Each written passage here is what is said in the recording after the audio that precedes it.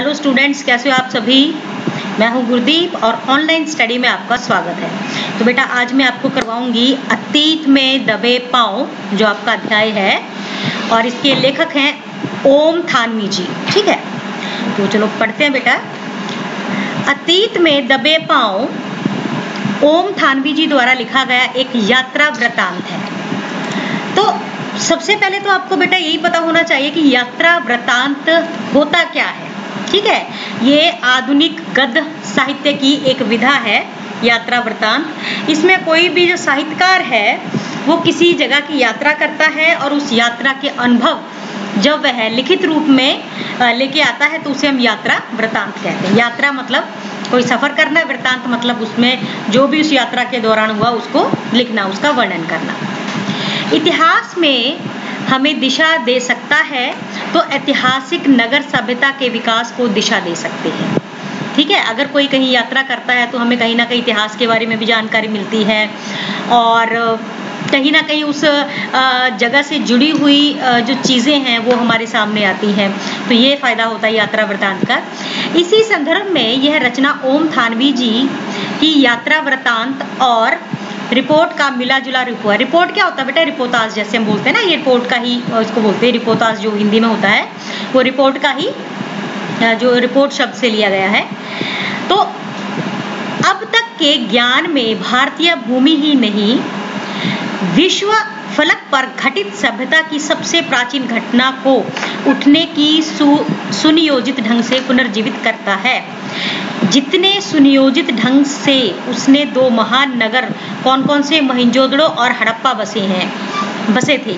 लेखक ने टीलों, स्नानागार यानी जो स्नानागार थे जहाँ पर जिसे हम कह सकते हैं से वॉशरूम जो बने होते हैं, और आगे है बेटा मृदंडान, कुओं, तालाबों, महानों या मार्गों से प्राप्त पुरातत्व में मानव संस्कृति की उस समझदार भावनात्मक घटना को बड़े इत्मीनान से खोज कर हमें दिखलाया है।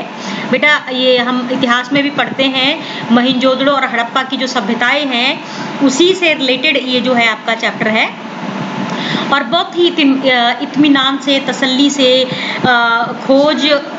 खोजें करके फिर लेखक ने हमें उस जगह के बारे में बताया है, जिससे हम इतिहास की सपाट वर्णनात्मक से ग्रस्त होने की जगह इतिहास बोध से तर होते हैं।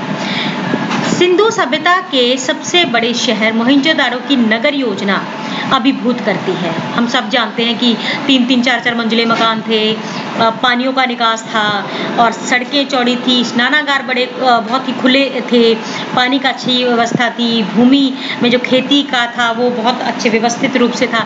तो ये जो नगर योजना इतनी कमाल की थी कि आज बड़े बड़े जो पॉश एरिया हैं उस जगह पे उनको फॉलो किया जाता है। वह आज के सेक्टर मार्का कॉलोनी के नीरस नियोजन की अपेक्षा ज़्यादा रचनात्मक थी।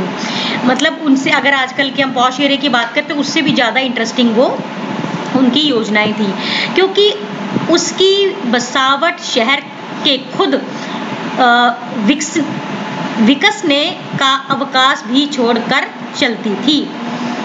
क्योंकि उसकी बसावट शहर में खुद, मतलब यहाँ पे बेटा कुछ मिस प्रिंट है, आगे पढ़ते हैं। छोड़कर पुरातत्व के निष्प्राण पड़े चिन्हों से एक जमाने में आबाद घरों, लोगों और उनकी सामाजिक, धार्मिक, राजनीतिक व आर्थिक गतिविधियों का पुख्ता अनुमान किया जा सकता है कि जो चिन्ह बचे हुए हैं, जो कुछ निशानियां मिली हैं, कुछ टूटे फूटे मकान मिले हैं, उनसे हम अनुमान लगा सकते हैं कि उस वक्त का जनजीवन क्या रहा होगा।